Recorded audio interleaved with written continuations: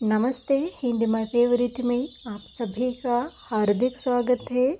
उम्मीद है कि आप सभी अच्छे होंगे, सुखी होंगे और स्वस्थ होंगे।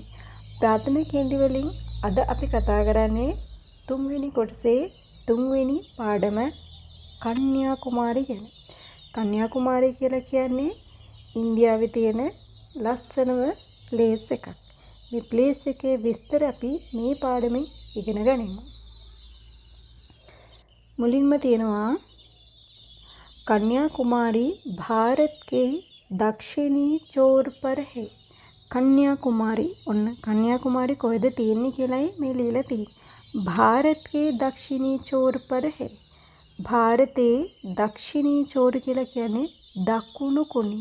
पर කියලා කියන්නේ දකුණු කොනේ. මත කියන එක අදහස උනාට දකුණු කොනේ කියන එක.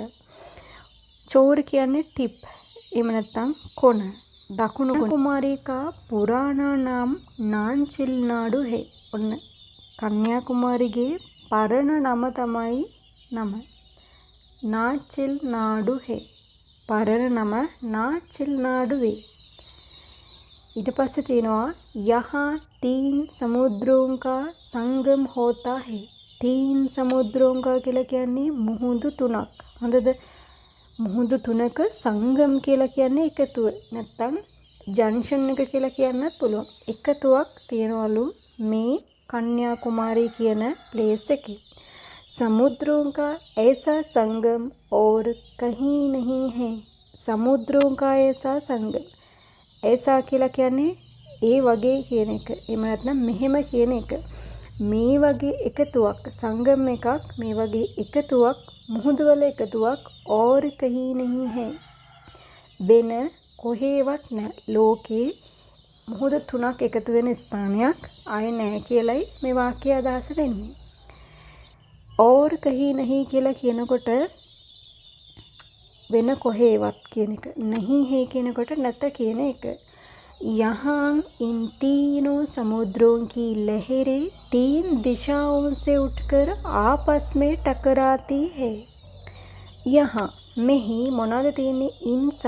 इन तीनों समुद्रों की लहरें මේ මුහුදු තුනේම රැලි. ලහෙරෙන් කියලා කියන්නේ waves. බහුවචනෙන් තියෙන්නේ කී ලහෙරෝන් කියන එක. කී ලහෙරෙන් කියන එකෙන් තේරෙනවා මෙයා නම් F සහ හැබැයි මේක නම් plural वचनයක්. 3 दिशाओं से उठकर आपस में टकराती है. दिशा තුනකින් හොඳද? साइड තුනකින් उठकर ඔන්න නැගිලා आपस में टकराती है. आपस में කියලා කියන්නේ එකිනෙක. टकराना කියලා කියන්නේ ගැටෙනවා කියන එක. මොනවාද වෙලා තියෙන්නේ? මෙහි යා කියනවා පාඩමේ මුහුදු තුනේම රැලි 3 දිශාවකින් එකතු වෙලා නැගිලා එකට ගැටෙනවා කියලයි මේ වාක්‍යය ලියලා තියෙන්නේ. कन्याकुमारी के समुद्र तट पर खड़े होकर सवेरे सूर्योदय और शाम को सूर्यास्त का सुंदर दृश्य देख सकते हैं. कन्याकुमारी के समुद्र तट කියලා කියනවා බීච් එක. එහෙම නැත්නම් මුහුදු වෙරළ. මුහුදු වෙරළ මත මෙතන පරණ නිසා මෙතන කේ වුණා. නැත්නම් මෙතන තියෙන්න ඕනි කා කියන විභක්තිය. ओके. समुद्र तट කියලා කියන්නේ එහෙමනම් බීච් එක. බීච් එකේ මොනවද වෙලා තියෙන්නේ? खड़े होकर අපි හිටගෙන සබේරේ සූර්යෝදය. සබේරේ කියලා කියන්නේ in the morning කියන එක. in the morning. සූර්යෝදය කියලා කියන්නේ මොකද්ද? sunrise එක. එහෙමනම් ඉර පායනවට හින්දියෙන් කියන්නේ सूर्योदय කියලා. और शाम को सूर्यास्त का सुंदर दृश्य देख सकते हैं. और सह शाम को කියලා කියන්නේ හවසට evening. सूर्यास्त උදේට ඉර පායනවා නම් හවසට මොනවද වෙන්නේ? ඉර බහිනවා. ඉර බහිනවට හින්දියෙන් කියන වචනේ තමයි सूर्यास्त. අස්ත වෙනවා කියලා කියන්නේ පර වෙලා යනවා, ගිලිහිලා යනවා කියන එක. का सुंदर दृश्य देख सकते हैं. ලස්සන මේ දර්ශනය බලන්න පුළුවන් කියලයි මේ ලියලා තියෙන්නේ. හොඳයි. මෙතන තියෙන වචනයක් සූර්යෝදය කියනකොට විරුද්ධ වචනේ තමයි සූර්යාස්ත වෙලා තියෙන්නේ. සුන්දර කියනකොට මේකේ විරුද්ධ වචනේ දන්නවද? අපි කියන්නේ කැත කියලා. කැත කියන එකට හින්දියෙන් කියනවා कुरूप කියලා. कुरूप. ओके. इसी प्रकार पूर्णिमा के दिन शाम को हम पूर्व में चंद्रोदय और पश्चिम में सूर्यास्त के दृश्य एक ही समय देख सकते हैं. මේ විදිහටම इसी प्रकार කියලා කියන්නේ මේ විදිහටම पूर्णिमा के दिन කියලා කියන්නේ පොහොය දවස්වල එහෙම නැත්නම් full moon day වල full moon දවස්වල शाम को කිව්වේ මොකද්ද? හවසට. हम කවුද? අපි पूरब කියලා කියන්නේ නැගෙනහිරට east. නැගෙනහිරට තමයි पूरब කියලා කියන්නේ. නැගෙනහිර මොනවද තියෙන්නේ? ඔන්න කවදාද මේ full moon දවස්වල හවසට නැගෙනහිර පැත්තේ මොනවද වෙන්නේ? චන්ද්‍රෝදය. මෙතන සූර්යෝදය වුණා වගේ මෙතන චන්ද්‍රෝදය කියලකොත් චන්ද්‍රයා කියන්නේ කවුද? හඳ. හඳ පායනවට කියන්නේ හින්දියෙන් චන්ද්‍රෝදය කියලා. සහ පශ්චිම මේ සූර්යාස්ත. ඔන්න මොනවද වෙලා තියෙන්නේ? පොයේ දවස්වල හවසට නැගෙනහිර බලන්න පුළුවන්ලු අපිට. නැගෙනහිර තියෙනවල මොනවද? හඳ පායනවා. සහ බටහිරි බලන්න පුළුවන් මොනවද? හඳ ඉර බැහැගෙන යනවා. के दृष्टि කියන්නේ මේ දර්ශන දෙකම ඒකී සමයේ देख सकते हैं. එකම වෙලාවෙදී බලන්න පුළුවන් හැකියාවක් තියනවලු මේ කන්‍යා කුමාරි වලට ගියොත්. කන්‍යා කුමාරි වලට ගියොත් පොය දවස්වල හැන්දෑවට නැගෙනහිරෙන් හඳ පාගෙන එනකොට බටහිරෙන් ඉර බැහැගෙන යන දර්ශනය එකම මොහොතේ බලන්න පුළුවන් වෙනවා කියලා මේ කතාවේ මේ පාඩමේ අපිට කියලා දීලා තියෙනවා. එහෙමනම් මේ කන්‍යාකුමාරි ගොඩක් ලස්සන නැති නේද? ඊළඟට තියෙනවා බලන්න यहाँ समुद्र के बीच चट्टान पर स्वामी विवेकानंद का स्मारक भवन और කියලා තියෙනවා संत कवि तिरुवल्लुवर की मूर्ति स्थापित है. यहाँ මෙහි समुद्र के बीच දැන් මෙහි කියලා කියන්නේ කොහෙද? කන්‍යාකුමාරි වල. समुद्र के बीच के बीच කියලා කියන්නේ මැද කියන එක. මැද කියලා කියන්නේ besides කියන එක. මැද चट्टान पर स्वामी विवेकानंद का स्मारक भवन. चट्टान කියලා කියන්නේ rock. එහෙම නැත්නම් ගල. ගල මත මොනවද තියෙන? ගලක් මත මොනවද තියෙන්නේ? ස්වාමී විවේකානන්ද का स्मारक भवन. ස්වාමී විවේකානන්ද කියලා ස්මාරක භවන් මෙමොරියල් පැලස් එකක් තියනවලු මේ කොහෙද? කන්‍යාකුමාරි මුහුද මැද ගලක් උඩ. ඒත් එක්කම තියනවලු संत कवि तिरुवल्लुवर की मूर्ति स्थापित है. මේ संत කියලා කියන්නේ සාදුවරයා කියන එක, තපස්වරයා කියන එක. එනවා කවියෙක් ඉඳලා තියෙනවා තාපසයෙක් වගේ. එයාගේ නම තමයි තිරුවල්ලුවර. මෙන්න මෙයාගේ මොනවාද තියෙන්නේ? කී මූර්ති. එවනම් මෙයා කී එකෙන් තේරෙනවා මෙයා ෆෙමිනින් සහ ෆෙමිනින් කියන එක තේරෙනවා. හොඳද? කී මූර්ති ස්ථාපිතයි කියලා කියන්නේ මූර්තිය ස්ථාපනේ පිහිටුවලා තියනවා කියලා තියනවා කොහෙද? මේ कन्याकुमारी वल मुहुद मद गलक उड़. यहाँ आने जाने के लिए नाव की सुविधा है. आने जाने के लिए मैं අපි කියන්නේ යෑමට ඒමට කියලානේ. හින්දියෙන් කියන්නේ ඒමට යෑමට කියලා. නේද? කේලියේ කියලා කියන්නේ සඳහා කියන එක, ෆෝ කියන එක. එමනම් ආනේ ජානේ කේලියේ කියලා කියන්නේ යෑමට ඒමට. යෑම ඒම සඳහා. नाव की सुविधा है. सुविधा කියලා කියන්නේ facilities කියන එක. facility ඒක වචනෙන් තියෙන්නේ කීකින් තේරෙනවා මෙයා ෆෙමිනින් වචනයක් කියන එක. මෙතන බලන්න ආනේ ජානේ කියලා තියෙනවානේ. මේක කොහොමද හැදෙලා තියෙන්නේ? ආනා කියනවා පැමිණෙනවට. හොඳද? මේකට කේලියේ කියලා කියන්නේත් විභක්තියක්ම තමයි. විභක්තියක්. මේ විභක්තිය આવොත් එහෙම මෙයා මොනවද වෙන්නේ? ඒ බවට පත් වෙනවා. මේ ආනී කියලා හැදිලා තියෙන එක නිසා. දැන් මෙතන තවත් එකක් එකතුලා තියෙනවා ජානා කියලා. ඒත් ජානා කියන එකෙත් වෙලා තියෙන්නේ ඒ දෙයම තමයි. ආයකයින් වෙලා ඒ වෙලා තියෙනවා. ආනේ ජානේ කියලා කියනකොට මේ විදිහට තමයි කියන ආනේ ජානේ කියලා. ඒ විදිහට මං කිව්වොත් එimhe කෑමට බීමට කියලා නැත්නම් කෑම සඳහා බීම සඳහා කියලා කොහොමද කියන්නේ එහෙනම්?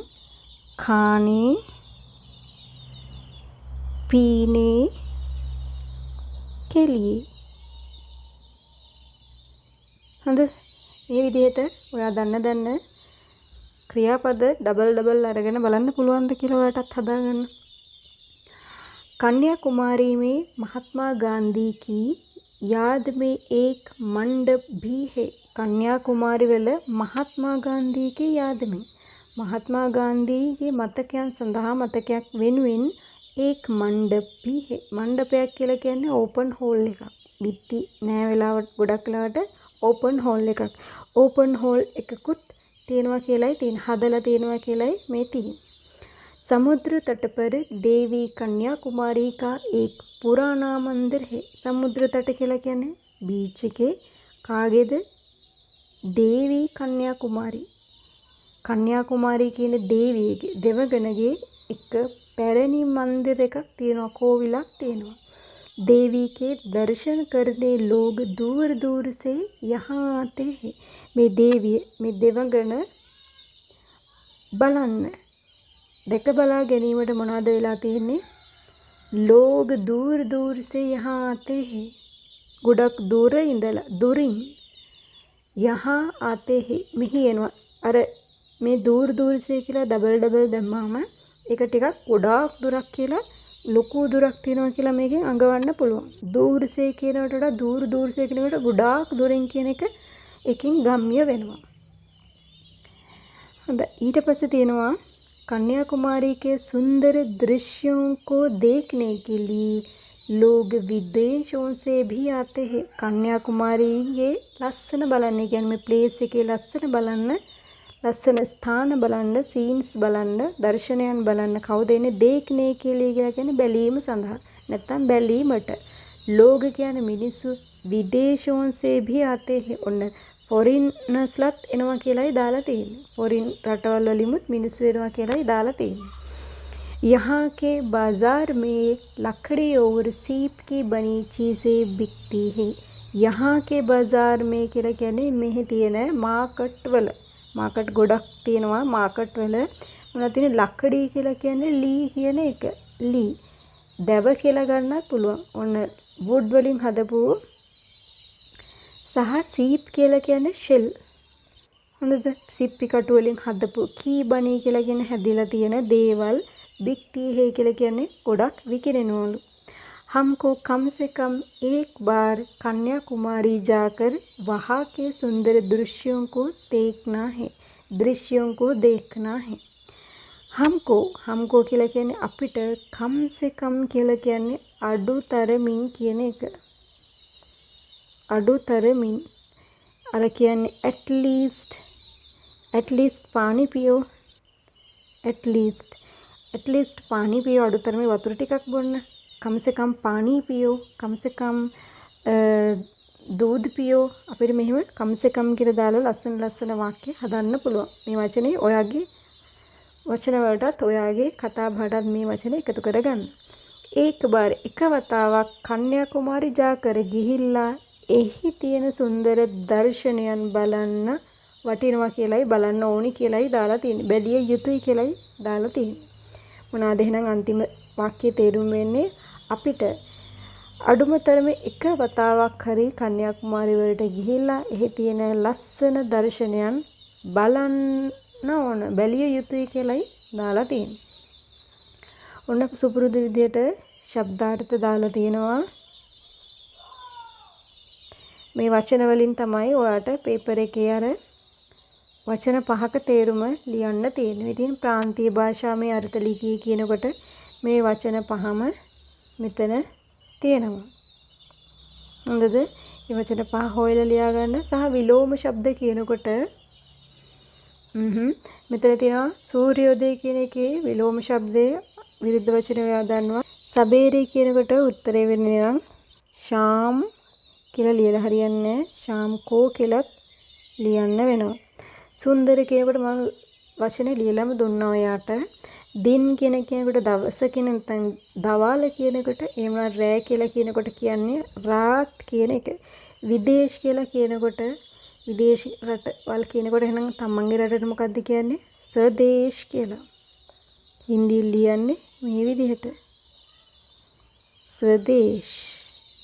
ගන්ෂයන තියෙන්නේ. ඊට පස්සේ ඔන්න මෙතනක් තියෙනවා සහී හේ සහියා गलत लिखी වැරදි නිවැරදි බව ලියන්න තියෙන්නේ. කන්‍යාකුමාරී ಭಾರತ್ගේ උත්තරී චෝර पर है. මෙතන දීලා තියෙන්නේ උතුරු කොනේ තියෙනවා කියලා. ඇත්තද ඒක? ඇත්ත නම් ඔයා ලියන්න ඕනේ සහී කියලා. වැරදි නම් ඔයා ලියන්න ඕනේ गलत කියලා. कन्याकुमारी में 3 समुद्रों का संगम होता है. कन्याकुमारी වල මුහුදු තුනක එකතුවක් තියෙනවා කියලා කියනවා. ඇත්තද? ඇත්ත නම් සහී කියලා ලියනවා. වැරදි නම් गलत කියලා ලියනවා. कन्याकुमारी में स्वामी विवेकानंद का स्मारक भवन है. कन्याकुमारी වල स्वामी विवेकानंद की स्मारक भवन එක स्मारक पैलेस එක තිබුණාද? ඔයා එහෙනම් උත්තර ලියන්න ඕනේ හරි නම් හරි නැත්නම් වැරදි කියලා. देवी कन्याकुमारी का मंदिर नया है. देवी कन्याकुमारी අර කන්‍යාකුමාරි දෙවඟනගේ කෝවිල් එක අලුත් කියලාද තිබුණේ එකේ? මට නම් මතක විදිහට පුරාණා කියලා තමයි තිබුණේ. එමුනම් මේ වාක්‍ය වැරදිද හරිද? මෙතන ලියන්න चट्टान पर संत तिरुवल्लुवर की मूर्ति स्थापित है. අන්නර මුහුද මැද ගලක් තියෙනවා කිව්වේ. ඒ ගල උඩ තිරුවල්ලුවර්ගේ කවියෙක් ඉන්නවා තිරුවල්ලුවර කියලා. එයාගේ මූර්ති ස්ථාපනය වෙලා තියෙනවා කියලා පිහිටවලා තියෙනවා කියලා ඒකේ දාලා තියෙනවා නම් ඔයා මෙතන දාන්න ඕනි සහී කියලා. එහෙම නැත්නම් මෙතන දාන්න ඕනි ගලත් කියන එක. ඔයා දැන් බුද්ධිමත්. ඔයා දැන් උත්තර ටික දැනගන්න ඕනි. ඊට පස්සේ තියෙනවා प्रश्नों का उत्तर एक वाक्य में लिखिए කියලා. कन्याकुमारी कहाँ है? කොහෙද තිබුණේ කන්‍යාකුමාරි? මුලටම ගියොත් පාඩමේ මේ තියෙන්නේ මේ වාක්‍යය තමයි. මේ වාක්‍යෙම එනවා. දෙවනියට තියෙනවා කන්‍යාකුමාරී का पुराना नाम क्या है? ඊතරම තියෙන ලයින් එකේ මේ වචනේ තියෙනවා. क्या කියන වචනේ අයින් කරලා දාලා ඒ උත්තරේ එතන ලියන්නයි තියෙන්නේ. कन्याकुमारी में कितने समुद्रों का संगम होता है? මුහුදු කීයක් එකතු වුණාද? එවනම් මෙතන ඒ වචනේ ලියන්නයි තියෙන්නේ මේ වෙනුවට. ඊට පස්සේ මෙතන full stop වෙන්න ඕනේ. ප්‍රශ්නාර්ථය තියන්නේ නැහැ.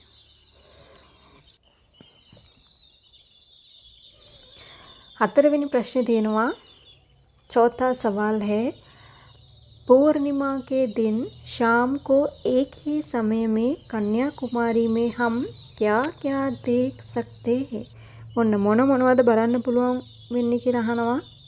පුරා හඳ තියෙන දවස්වල හැන්දෑවට. ඔන්න මොනවද කියලා ලියන්න නම් අපිට යන්න වෙනවා පාඩමට. මොනවද තිබුණේ කියලා බැලුවොත් में तीन शाम को पूरब में चंद्रोदय और पश्चिम में सूर्यास्त. මෙන්න මේ වාක්‍ය වෙන්න ඕනේ. මෙන්න මේ කොටස වෙන්න ඕනේ. මෙන්න මෙතන ඉඳලා මෙතෙන්ට එනකම් ඔයාට මේ වචනේ ප්‍රශ්නෙට උත්තරේ ලියන්න වෙනවා. ඒත් එක්කම අපේ අවසාන ප්‍රශ්නේ තියෙනවා समुद्र तट पर किसका मंदिर है?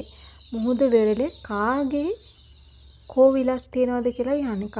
කාගේ මන්දිර එකක් තියනවද කියලා යහන්නේ. කාගේද තිබුණේ මන්දිර එක? මේ තියෙන්නේ. එහෙනම් උත්තරේ වෙන්න ඕනේ මෙන්න මේ කොටස.